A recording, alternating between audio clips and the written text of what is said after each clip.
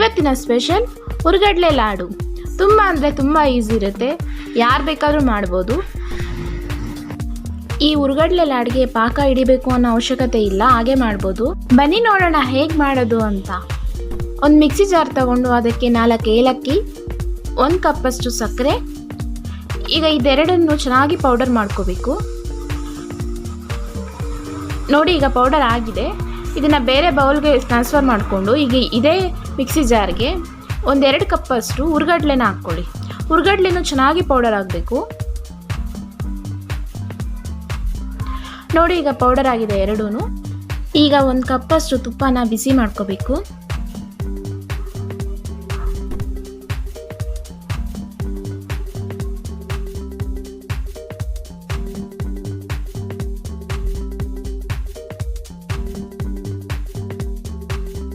ತುಪ್ಪ ಬಿಸಿ ಆಗಿದೆ. ಇವಾಗ ಒಂದು ಪಾತ್ರೆ ತಗೊಂಡು ಅದಕ್ಕೆ ಹುರ್ಗಡ್ಲೆ ಪೌಡರು ಮತ್ತು ಸಕ್ಕರೆ ಪೌಡರು ಎರಡೂ ಹಾಕಿ ಎರಡೂ ಚೆನ್ನಾಗಿ ಮಿಕ್ಸ್ ಮಾಡಬೇಕು.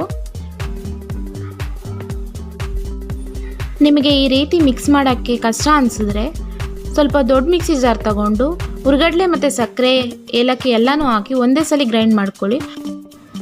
ಈಗ ಇದೆಲ್ಲ ಮಿಕ್ಸ್ ಆದಮೇಲೆ ಬಿಸಿ ಮಾಡಿರೋ ತುಪ್ಪನ ಹಾಕ್ಕೊಂಡು ಸ್ವಲ್ಪ ಕಲಿಸ್ಕೋಬೇಕು. ಒಂದು ಅರ್ಧ ಅಷ್ಟು ತುಪ್ಪ ಹಾಕ್ಕೊಳ್ಳಿ. ನೋಡಿ, ಈಗ ಮತ್ತೆ ಸ್ವಲ್ಪ ತುಪ್ಪ ಹಾಕ್ಕೊಂಡು ಮಿಕ್ಸ್ ಮಾಡ್ಕೊಳ್ತಾ ಇದ್ದೀನಿ.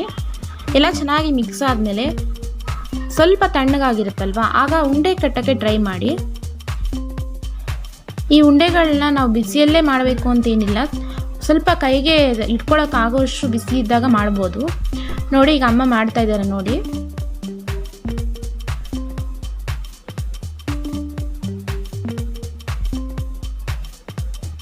ನೋಡಿ, ರೆಡಿಯಾಗಿದೆ ಉಂಡೆ. ಈಗ ತಿನ್ನೋದೊಂದೇ ಬಾಕಿ. ತುಂಬ ಅಂದರೆ ತುಂಬ ಚೆನ್ನಾಗಿರುತ್ತೆ.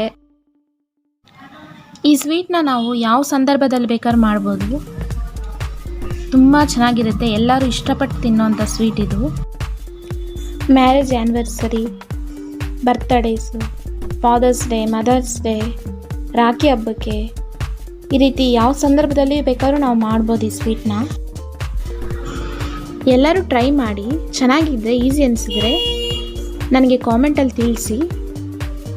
ಇಷ್ಟ ಆಗಿದರೆ ಲೈಕ್ ಮಾಡಿ, ಶೇರ್ ಮಾಡಿ, ಸಬ್ಸ್ಕ್ರೈಬ್ ಮಾಡಿ. Thanks for watching.